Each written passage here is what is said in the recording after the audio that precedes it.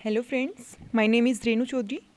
आज अपना जो लेक्चर है वो कॉम्प्लीमेंट सिस्टम पार्ट 3, जिसमें अपन alternate complement pathway and lectin complement pathway देखेंगे। Okay, so let's start. So firstly about something alternate complement pathway. This pathway is antibody independent. जैसे कि मैंने क्लासिकल में बताया था आपको, एंटीबॉडी डिपेंडेंट होता है, बट ये जो है वो एंटीबॉडी पे डिपेंड नहीं है, इंडिपेंडेंट है। ओके, देन इसकी एक स्पेशल बात हो रहा है, C1, C4 and C2 not involved. C1, C4 और C2 जो कॉम्प्लीमेंट प्रोटीन है वो इन्वॉल्व नहीं होगी इसके अंदर। सो इसके अंदर क्या होता है कि जैसे अपने जो क्लासिकल कॉम्प्लीमेंट पाथवे पढ़ा था उसमें C1, 4, 2, 1 की S, 4 की B, 2 का A जो है मिलकर C3 जो कन्वर्टेज बनाया था उसके थ्रू क्या हुआ था, C3 जो एक्टिवेट हुआ था। सो इसमें क्या होता है, C1, 4, 2 जो है वो फॉर्म नहीं हो रहा, उससे जो है वो C3 जो है वो एक्टिवेट नहीं हो रहा। सो C3 जो एक्टिवेट होगा किसी अल्टरनेट पाथवे के through. So this is called alternate pathway. Okay, alternate pathway. Then इसका क्या बोलते हैं, जो कंट्रीब्यूशन है, कंट्रीब्यूशन अगर अपन बोलना चाहें, इसका कंट्रीब्यूशन किस में होता है, एंटी माइक्रोबियल डिफेंस जो होती है उनमें कंट्रीब्यूट करता है without any involvement of any specific antibody. मैंने कहा एंटीबॉडी इंडिपेंडेंट है, so without any involvement of antibody किस में कंट्रीब्यूट करता है, anti microbial defence, anti microbial defence. Okay, without any involvement of antibody. Okay, then क्या होता है, इसके एक्टिवेटर देख लेते हैं अपन। एक्टिवेटर तो पता होना चाहिए ना कि अब क्या है कि उसमें तो क्या हुआ था, एंटीजन एंटीबॉडी की रिएक्शन हुई थी, उससे जो वो जो पाथवे था, क्लासिकल पाथवे, वो एक्टिवेट हुआ था। इसमें एंटीबॉडी पे भी डिपेंड नहीं है, एंड C1, 4, 2 जो है वो कॉम्प्लेक्स भी इसके अंदर इन्वॉल्व नहीं हो रहा है। सो इसके एक्टिवेटर कौन कौन से होते हैं, फर्स्ट होता है एंडोटॉक्सिन। एंडोटॉक्सिन्स क्या होते हैं, एंडोटॉक्सिन जो होते हैं वो एक ऐसे सब्सटेंस होते हैं जो कि बैक्टीरियल सेल वॉल या किसी पैथोजन की सेल वॉल में प्रेजेंट होते हैं। एंड कब रिलीज होते हैं, जब जो भी जिसकी भी सेल वॉल में प्रेजेंट है वो जो सेल है वो डिस्ट्रॉय हो जाए, उसके डिस्ट्रक्शन के बाद जो है उससे रिलीज किए जाते हैं एंडोटॉक्सिन। ओके, देन क्या होते हैं, जाइमोजन सेकंड। फर्स्ट है एंडोटॉक्सिन, सेकंड है जाइमोजन। जाइमोजन क्या होते हैं, ईस्ट सेल वॉल में प्रेजेंट होते हैं। ईस्ट सेल वॉल में प्रेजेंट होने वाले कुछ एंजाइम होते हैं जिनको जाइमोजन बोला जाता है। ओके, देन थर्ड है cobra venom factor, cobra venom factor. Okay, fourth इसका एक्टिवेटर होता है lipopolysaccharide. Some lipopolysaccharides are activator of this pathway, polysaccharides. Okay, then एक स्पेसिफिक मैंने स्टार्टिंग में भी बताया था, इंट्रोडक्शन में भी आपको, नेफ्राइटिक फैक्टर होता है, एक नेफ्राइटिक फैक्टर होता है। बट इसकी स्पेशल चीज़ क्या है, नेफ्राइटिक फैक्टर की, present only in glomerulo nephritis patient. Okay,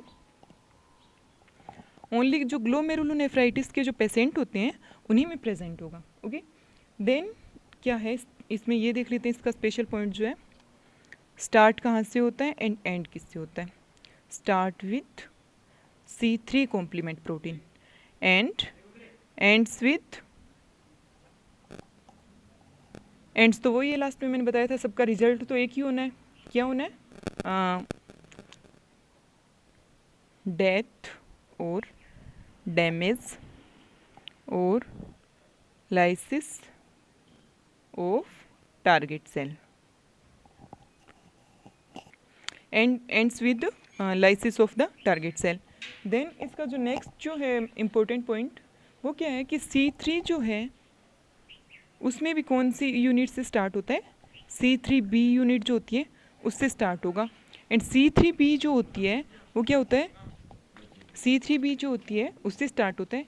अब ये कि C3B यूनिट जो है नॉर्मली जो है कि पाई जाती है क्या, C3B unit is present in circulation. Free form में प्रेजेंट तो होती है, बट क्या होता है कि इनएक्टिवेटेड फॉर्म में प्रेजेंट होती है, present in inactivated form, inactivated form में प्रेजेंट होती है। सो इनएक्टिवेटेड किसके द्वारा किया जाता है इसको, by which factor this is present in serum in inactivated form. So I and H protein,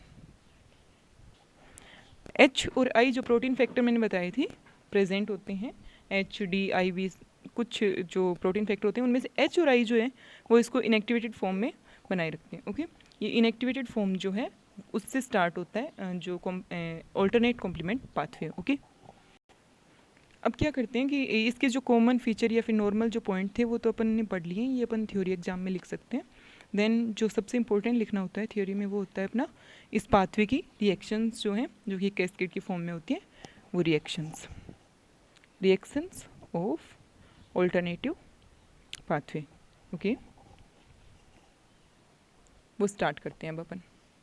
मैंने बताया आपको सबसे पहले स्टार्ट जो है वो होता है C3B से। अब ये C3B जो है मैंने कहा कि सर्कुलेशन में इनएक्टिवेटेड फॉर्म में प्रेजेंट होता है, इनएक्टिवेटेड है। सो इनएक्टिवेटेड जो है उसको अपन को एक्टिवेट करना है। अब एक्टिवेट किससे किया जाएगा, इसमें एंटीजन एंटीबॉडी कॉम्प्लेक्स भी नहीं बनता है, C14 जो 2C3 कन्वर्टेज था वो भी नहीं होता है। सो एक्टिवेट किसके द्वारा किया जाएगा, एक्टिवेट बाई एक्टिवेटर्स। इसके जो एक्टिवेटर्स होते हैं इस पाथवे की वो इसको क्या करते हैं, एक्टिवेट करते हैं। एक्टिवेटर्स जो मैंने बताए थे एंडोटोक्सिन, जाइमोजन, जो भी मैंने बताए थे आपको, नेफ्राइटिक फैक्टर etc। ओके, वो एक्टिवेट करेंगे तो क्या बनेगा, C3B activated form, activated C3B बन गया। अब एक्टिवेटेड C3B जो है उसके पास आएगा B प्रोटीन फैक्टर, जैसे HI प्रोटीन फैक्टर होते हैं ना वैसे B प्रोटीन फैक्टर होता है एक, वो आता है C3B के पास, वो इसके ऊपर आकर एक्ट करता है। सो क्या बन और किसके प्रेजेंस में करेगा, ये इंपॉर्टेंट है, मैग्नीशियम +2 आयन की प्रेजेंस में B जो प्रोटीन फैक्टर है वो C3B के ऊपर आकर एक्ट करेगा एंड बनेगा C3B small b and capital B। Okay, इसके बाद ये जैसे ही बनता है एक ऐसे ही D प्रोटीन फैक्टर होता है, D प्रोटीन फैक्टर होता है जो कि एक्ट करता है ओनली कैपिटल B पे, जो कैपिटल B प्रोटीन फैक्टर है उस पर एक्ट करता है D जो प्रोटीन फैक्टर है। सो एक्ट करके क्या करेगा, इसकी जो ये भी 2 यूनिट का बना होता है, capital B small b, capital B small a। जैसे कोई भी कॉम्प्लीमेंट प्रोटीन होती है वो भी दो यूनिट में स्प्लिट होती है ना, capital A and small b, small a and small b। वैसे ही जो कैपिटल B है वो भी 2 में स्प्लिट हो जाएगा, इससे C3B capital B small a and C3B capital B small b। Okay, इसमें भी वैसे ही मैंने जैसे कहा था मोस्टली जो कॉम्प्लीमेंट प्रोटीन होती है उसकी भी B सब यूनिट जो होती है वो आगे रिएक्शन के अंदर इन्वॉल्व होती है एंड A जो होती है उसको डिस्कार्ड कर दिया जाता है। सो A वाली जो है वो डिस्कार्ड कर दी जाएगी एंड ये जो है ये आगे इन्वॉल्व होगी। और इसको कहना क्या है, ये एक इंपॉर्टेंट चीज़ बन गई अपनी, ये इसके अंदर है C3 कन्वर्टेज। अब आप सोचोगे कि C3 जो है वो पहले से ही अपन ने कन्वर्ट कर लिया था, सो अब C3 कन्वर्टेज क्या काम आएगा, अब ये काम आएगा कि जो और जो बची हुई जो C3 प्रोटीन है, C3 कॉम्प्लीमेंट प्रोटीन है, उनके ऊपर एक्ट करेगा और उनको स्प्लिट कर देगा C3A एंड C3B में, जिससे क्या हो जाएगा अपने पास और ज़्यादा अवेलेबल हो जाएंगी free C3B protein. This will be increase availability of free C3B proteins in circulation। Circulation में जितनी ज़्यादा C3B प्रोटीन होंगी उतना ज़्यादा ऑल्टरनेटिव पाथवे चलेगा। ओके, सो इससे इंक्रीज भी हो रही है और आगे भी ये इस पाथवे के अंदर भी काम आएगा। देन क्या होगा, C3B जो है वो आगे रिएक्शन में जाएगा क्योंकि C3A जो है वो तो डिस्कार्ड कर दिया जाएगा। जैसे ही C3 small b capital B small b ने जो है एक्ट करके, ये जो है मैंने कहा था C3 कन्वर्टेज बोला इसको अपन ने, ये C3 पे एक्ट करके C3A एंड C3B बनाया। अब ये जो C3B है इसके साथ जुड़ जाएगा C3 small b capital B small b and 3B। Okay, ये वैसे पहले से भी इन्वॉल्व हो चुका है तो इसको दोबारा लिखने की वैसे ज़रूरत नहीं है, पर मतलब ये है कि उसने कन्वर्ट कर दिया, इसको 2 में तोड़ दिया और इसकी जो फ्री कंसंट्रेशन इन सर्कुलेशन है उसको इंक्रीज़ कर दिया है। सो ये जो है ये मिलकर क्या बना दिया इसने, एक और 3B आ जाने से बन गया C5 convertase. C5 convertase, C5 convertase मैंने कहा था लास्ट प्रोटीन जो होती है वो इस रिएक्शन में इंक्लूड होती है, वो होती है C5। C5 कन्वर्टेज है तो C5 पे एक्ट करेगा, then C5 will be split into C5A and C5B। ये डिस्कार्ड हो जाएगी, ये आगे जाएगी रिएक्शन में, आगे जाकर क्या करेगी, उसके साथ जुड़ गई C5B है वो हमेशा जुड़ती है C5B, C6 एंड C7 के साथ। ये तीनों जो होते हैं मैंने बताया था मिलकर बनाते हैं membrane attack complex.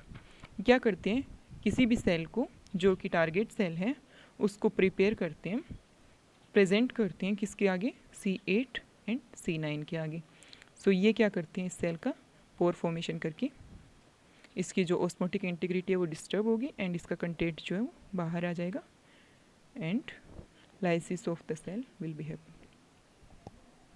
lysis of cell will be happen। So lysis हो गया और फाइनल रिजल्ट जो होता है कोई भी कॉम्प्लीमेंट पाथवे हो उसका यही होता है कि जो लाइसिस सेल जो टारगेट सेल है उसका अपन को डैमेज या फिर लाइसिस करना है।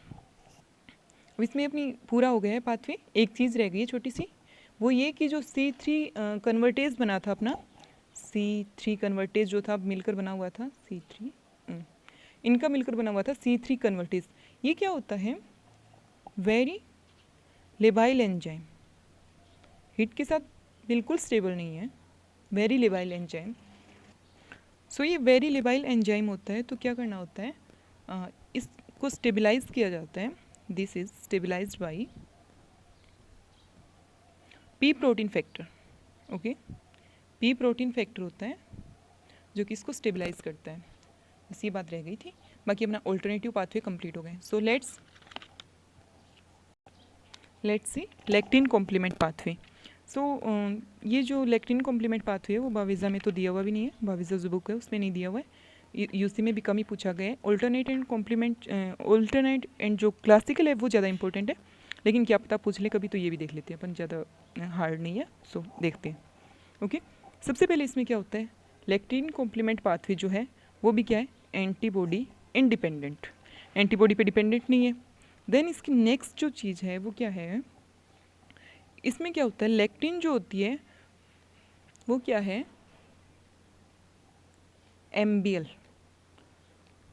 लेक्टिन कॉम्प्लीमेंट पाथवे क्यों कहते हैं इसको, क्योंकि एमबीएल एक एजेंट होता है जिसको बोलते हैं mannose binding lectin, mannose binding lectin.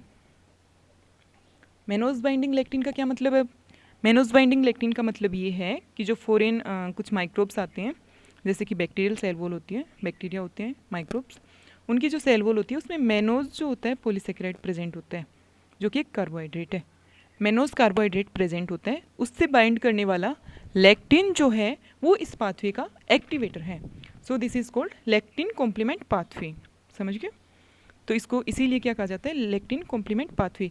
MBL जो है वो इसका एक्टिवेटर है, MBL is activator of this pathway, activator of this pathway। okay, then एक इसकी स्पेशल थिंग हो रहा है वो अपन देख लेते हैं, वो है इसमें जो है वो C1 जो है उसका कोई इन्वॉल्वमेंट नहीं है, no involvement of C1 complement protein. Okay, then अब इसकी रिएक्शन देख लेते हैं, इसके बारे में कुछ ज़्यादा खास नहीं है, बस इतने 3 पॉइंट याद रखने हैं और अब इसकी रिएक्शन देख लेते हैं। सो सबसे पहले कोई भी माइक्रोबियल जो सेल है, जैसे बैक्टीरिया मान लेते हैं, वो बॉडी के अंदर आई, उसके ऊपर क्या पाए जाते हैं, उसकी सेल वॉल जो है उसमें मैनोज पाई जाती है, मैनोज प्रेजेंट होते हैं। अब मैनोज जो होते हैं उसके ऊपर बाइंड करने वाले, अब एक्टिवेटर जैसी मैनोज बाइंडिंग लेक्टिन गई, वो सबसे पहले जैसे ऐसे बना हुआ है, ये जाकर उसके ऊपर बाइंड हो गया सबसे पहले। देन एक और एक्टिवेटर होता है इसका सेकंड, उसको बोलते हैं अपन MASP। MASP की फुल फॉर्म क्या है, MBL एसोसिएटेड सेरीन प्रोटीज, ये भी इसका सेकेंड एक्टिवेटर है। ये जो है MASP है, देन ये इसके साथ जाकर अटैच होगा। So this complex will be act on C1, sorry C1 तो इसमें वो जो है इन्वॉल्व ही नहीं हो रहा है ना, C4 ओके सॉरी C4। तो ये पूरा जो कॉम्प्लेक्स बना है वो जाकर C4 पे एक्ट करेगा।